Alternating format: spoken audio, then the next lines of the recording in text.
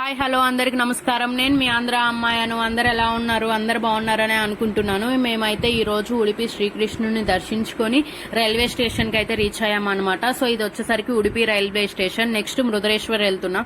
So finally మృదరేశ్వర్ అయితే reach అయ్యామన్నమాట. So మీరు చూస్తూ ఉంటే ఎదురుగా టెంపుల్ యొక్క గోపురం అయితే మనకి కనిపిస్తూ ఉంటుంది. మేము వెళ్ళినప్పుడు అయితే ఫుల్ వర్షం అనమాట. అక్కడంతా మృదరేశ్వర్ అంతా మా దగ్గర గొడుగులు కూడా లేవన్నమాట. సో మేము అలానే తడుచుకుంటూనే దర్శనానికి వెళ్ళాము.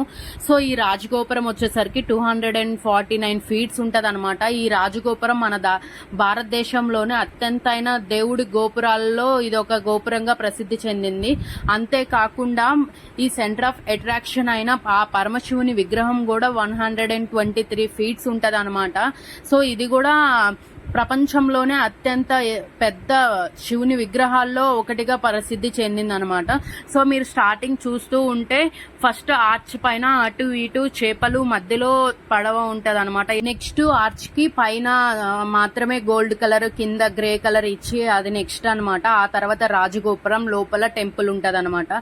సో చాలా అంటే చాలా అద్భుతంగా ఉంది. సో మేము ఫైనల్ అయితే దర్శనానికి అయితే స్టార్ట్ అయిపోయాం అనమాట. మీరు చూస్తూ ఉంటే ఆ క్రౌడ్ ఎంత పెద్దగా ఉందో మీరు గమనించే ఉంటారనమాట.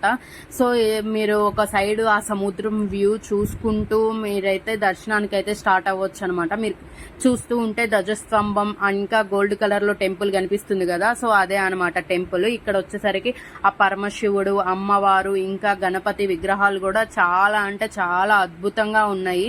సో మనం ఎప్పుడెప్పుడా చూస్తామా అని అనుకుంటున్న సెంటర్ ఆఫ్ అట్రాక్షన్ అయిన ఆ పరమశివుని విగ్రహం దగ్గరికి అయితే వచ్చేసాం అనమాట. ఆ ముందు నించొని అక్కడ ఆ ప్రకృతి గాని, ఆ గ్రీనరీ గాని, ఆ శిల్పాలు చూస్తూ ఉంటే నాకైతే అక్కడే ఉండిపోవాలనిపించింది అనమాట. చాలా సేపు అయితే అక్కడే నించొని చూసామన్నమాట. సో ఇక్కడ గోల్డ్ కలర్, గ్రీనరీ, ఆ ఆవులు గాని ఎంత అద్భుతంగా ఉందంటే అంత అద్భుతంగా ఉంది. గోల్డ్ కలర్ లో ఆ టెంపుల్, రాజగోపురాన్ని చూస్తూ ఉంటే అసలు ఇంకా మళ్ళీ చూడాలి అనిపించేలాగే ఉందన్నమాట. అంటే అంత అద్భుతంగా నిర్మించారు అసలు. ఇంకా ఇక్కడ వచ్చేసరికి ఆ శివుణ్ణి చూస్తూ ఉంటే చూడాలనిపిస్తూనే ఉంది. అక్కడే నించొని కొంచెం సేపు చూసి స్టార్ట్ అయ్యామన్నమాట దర్శనానికి. సో ఆ శివుని విగ్రహం ఎంత పెద్దగా ఉంది. ముందు అంత చెట్లు, ఆవులు ఇంకా ఆ విగ్రహాలు గాని మీరు చూస్తుంటే అక్కడ ఒక రథం లాగా ఉంది. ఎంత అసలు చాలా అంటే చాలా బాగుంది. మీరైతే ఖచ్చితంగా విజిట్ చేయాల్సిందే. అసలు ఇంకా వర్షం పడుతూ ఉండేసరికి ఇంకా మంచిగా అనిపించింది అనమాట. సో మేమైతే దర్శనం చేసుకుందాం అని చెప్పి దగ్గరికి వచ్చాము. సో ఇక్కడ అందరూ ఆ లొకేషన్ చూస్తూ అసలు ఎంత బాగుంది చూడండి. కొండలు మంచుతో కప్పుకున్న ఫీల్ వస్తుంది, మీన్స్ పొగ మంచు లాగా. సో ఇక్కడ చూస్తూ ఉంటే ఆ టెంపుల్ అంతా రాతితో కట్టారనమాట. సో మాక్సిమం పాతకాలం టెంపుల్ ఇది వచ్చేసరికి 20వ శతాబ్దానికి చెందిన టెంపుల్ అనమాట. సో అప్పటి నుంచి టెంపుల్ అయితే అంత అద్భుతంగా ఉంది. అసలు అంతే అట్రాక్టివ్ గా కూడా ఉంది. ఆ ద్వారానికి అటు ఇటు ఏనుగులు విగ్రహాలు కూడా పెట్టారనమాట. అసలు అవి కూడా చాలా అట్రాక్టివ్ గా అనిపించాయి. సో ఇక్కడైతే మేము పై దర్శనం అయితే అయిపోయింది అనమాట. నెక్స్ట్ లిఫ్ట్ లో వ్యూ చూడడానికి వెళ్తున్నాము. సో శివుని విగ్రహం వచ్చేసరికి లింగం రూపంలోనే ఉంటది. కాకపోతే ఏంటంటే లింగం అనేది లోపలికి ఉంటది అనమాట, కొంచెం బయటికి కనిపించదు అనమాట. మనకి కొంచెం వంగినట్టు చూడాలి. అయితే అద్భుతంగా ఉన్నాడు పరమశివుడు అయితే. సో ఏంటి అంటే పురాణాల ప్రకారం రావణుని శివుని ఆత్మలింగాన్ని తీసుకెళ్తున్న సమయంలో జరిగిన సంఘటనతో మృదరేశ్వరానికి ప్రత్యేక ప్రాధాన్యత ఏర్పడిందని చెప్తారనమాట. ఈ కథ గురించి పూర్తిగా నెక్స్ట్ గోకర్ణ వెళ్తున్నాం అనమాట. ఆ వీడియోలో కంప్లీట్ గా హిస్టరీ చెప్తాను. ఎందుకు అంటే గోకర్ణకి మృదరేశ్వర్కి చాలా దగ్గర సంబంధం ఉందన్నమాట.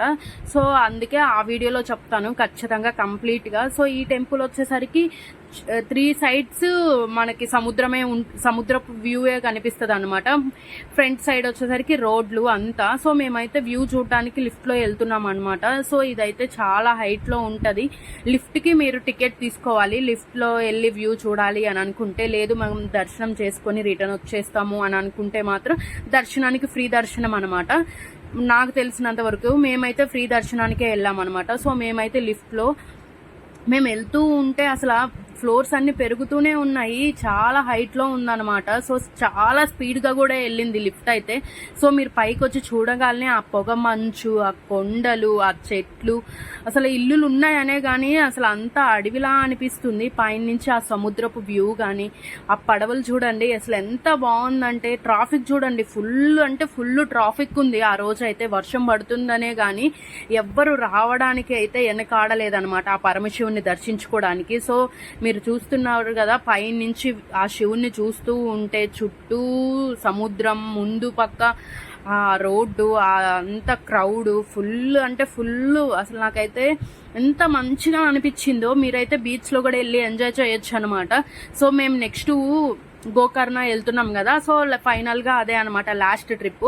సో అక్కడ ఎంజాయ్ చేద్దాము, ఇక్కడ వద్దు, నెక్స్ట్ గోకర్ణకి టైం అవుతుంది అని చెప్పి బీచ్ లో అయితే మేమైతే ఏం ఎంజాయ్ చేయలేదన్నమాట. సో వర్షం పడడం వల్ల అలలు కూడా చాలా అంటే చాలా పెద్ద పెద్ద అలలు వస్తున్నాయి.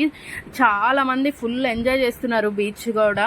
సో మీరు ఎవరైనా డెవోషనల్ గా మళ్ళీ బీచ్ ఫీల్ రెండు రావాలి అని అనుకుంటే ఖచ్చితంగా విజిట్ చేయాల్సిన ప్లేస్లు బృదరేశ్వర్ అండ్ గోకర్ణ ఖచ్చితంగా లిస్ట్ లో పెట్టుకోండి.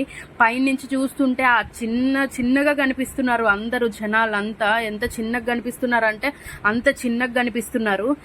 అక్కడ దూరంగా చూస్తూ ఉంటే చిన్నగా బుడగల్లాగా కనిపిస్తున్నాయి కదా, అక్కడ డాల్ఫిన్ వ్యూ జరుగుతుంది అనమాట. అందరూ డాల్ఫిన్స్ చూస్తూ ఉన్నారు, కాకపోతే పైకి అయితే రాలేదన్నమాట. ఇప్పుడు క్లియర్ గా చూడండి, చిన్నగా కనిపిస్తున్నాయి చాలా దూరంలో.